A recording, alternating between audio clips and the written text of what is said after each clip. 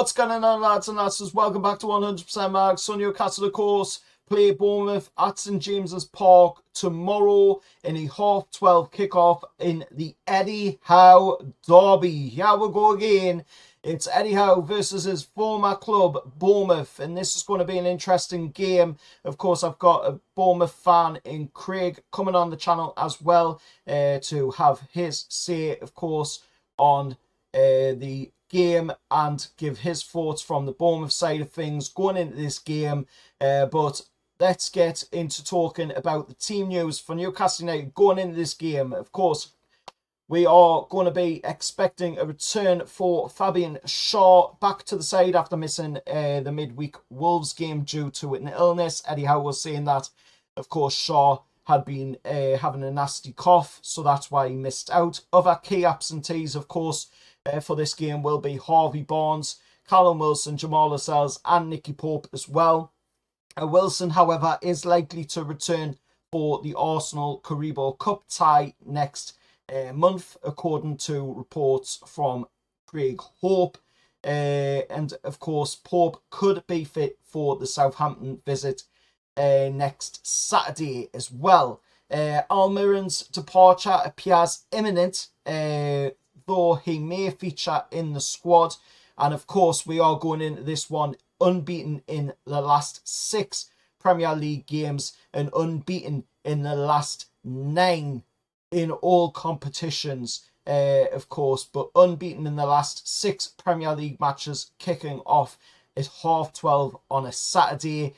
9 consecutive wins across all competitions, as I've just said. A win would mark the first ever run of 10 consecutive victories for Newcastle United, something that has never ever been done, of course, in the history of the club, which is absolutely crazy to think when you consider the amount of brilliant teams we've had over the years and the amount of brilliant managers that we've had at the helm over the years as well, the likes of Kevin Keegan, Rafa Benitez, Bobby Robson, of course, as well.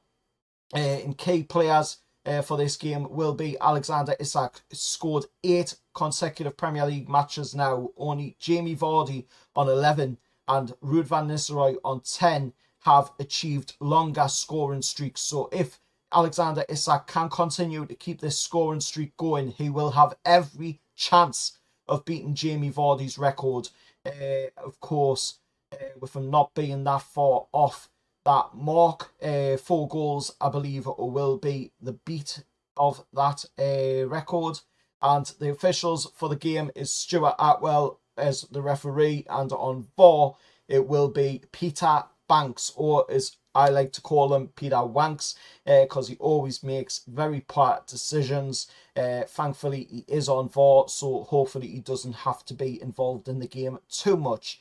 Stuart Atwell, this will be the second time that he has officiated over a Newcastle game this season. Of course, the last one he officiated over was a 4-0 win over Ipswich down at Portman Road. Fun facts going into the game, of course, and then we'll get on to passing over to Craig for his thoughts and then finish off the video after that. But some fun facts for this game: Newcastle are unbeaten in our last 6 Premier League Saturday 12:30 kickoff games, and Bournemouth lead the league in substitute goals contributions of 11, earning 17 points via substitute involvements. Eddie Howe has only won 2 of his 13 managerial matchups versus Bournemouth, of course, and yet to win against his former club as the Newcastle United manager. So let's pass it over to Craig for his thoughts from the Bournemouth side of things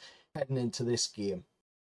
Hello, Carl, and thank you so much for welcoming on 100% Mags. So, of course, the big game, a 12:30 kickoff to please TV audiences, but not, of course, travelling supporters, for the longest away day in the Premier League. So, yeah, that's a bit of a bummer to start off with. But, of course, we have the reunion with Eddie Howe. Of course, Eddie hasn't beaten AFC Bournemouth in the Premier League so far. So for Cherries fans, I'm sure Newcastle fans will feel very different. We're hoping that that run continues. However, it is probably the perfect time for Newcastle to face AFC Bournemouth. We are depleted with injuries. So Evan Nielsen, our Brazilian forward, is injured.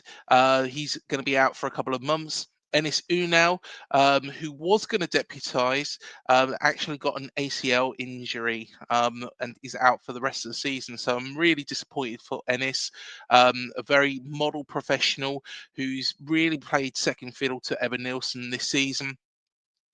Of course, that's a bit of a shame for him because he would have wanted to cement his place in the side and really show what he could do. Um, as for the other positions, we are missing Adam Smith at the moment. We are very, very depleted in a lot of areas.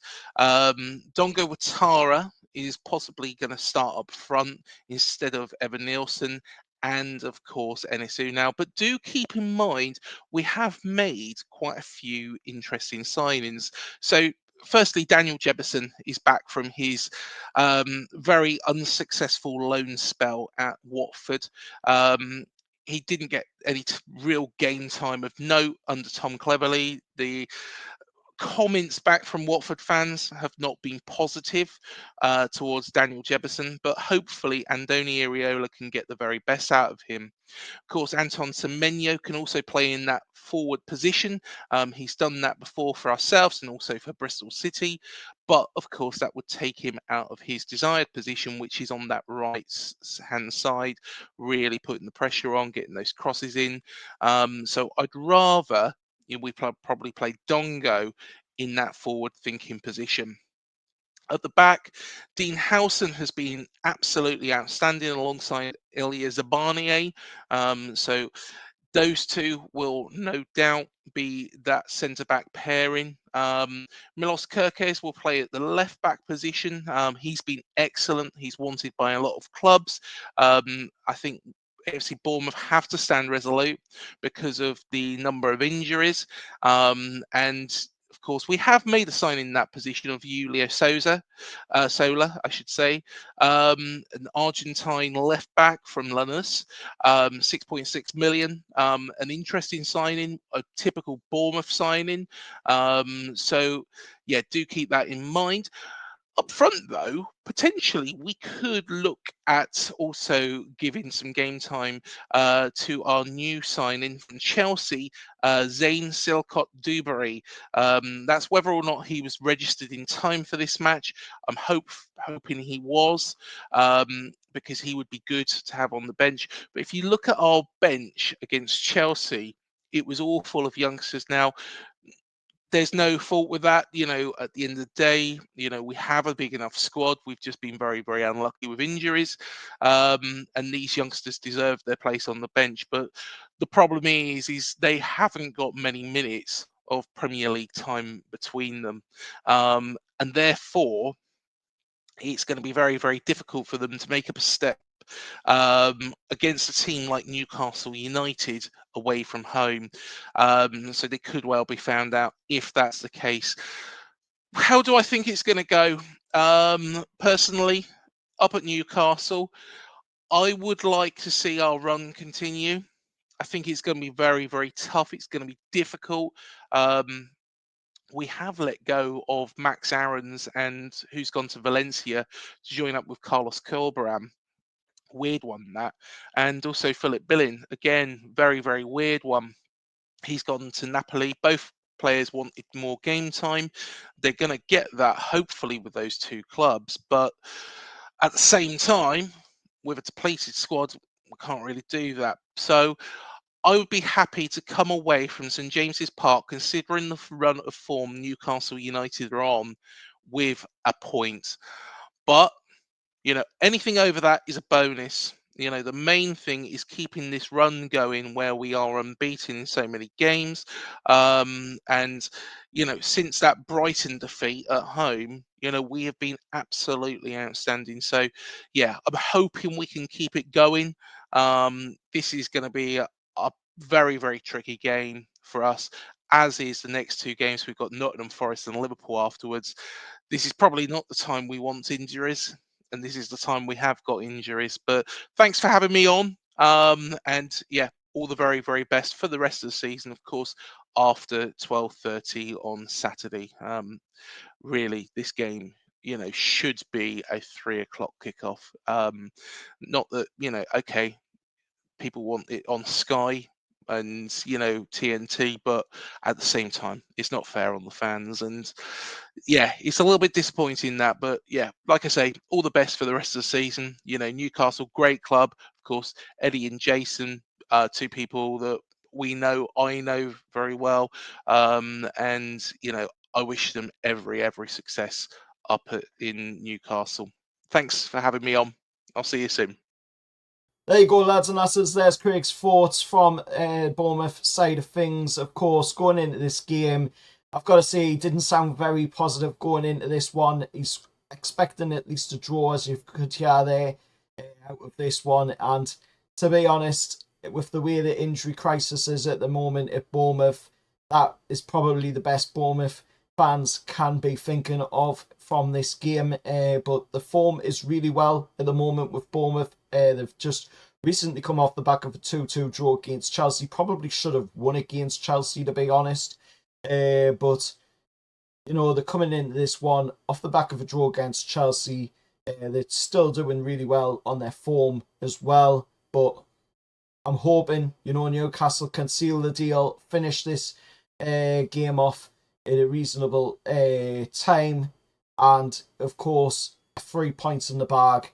Unbeaten run to continue as well. Let's get that 10 games win streak as well, which is something that has never been done, as I said earlier in the video. But thank you to Craig for coming on the channel, of course, and telling us the Bournemouth side of things, and giving us the heads up on what Bournemouth have done, this season coming into this game. So go check Craig's channel out. I'll put a link down in the description below, pin it in the comments as well. Fantastic guy. I went over on his channel as well and did a match preview, which will be coming out on his channel later on, so definitely go check that out. And then you can hear, of course, what we both have to say on there. Heading into the game as well. There's a few different thoughts to what's been mentioned in this video. So it is a little bit different to this preview, but definitely go check that out, and I'll see you all for the match reaction after we play Bournemouth tomorrow in that 12:30 kickoff. Till next time, see you all later, and how are the lads?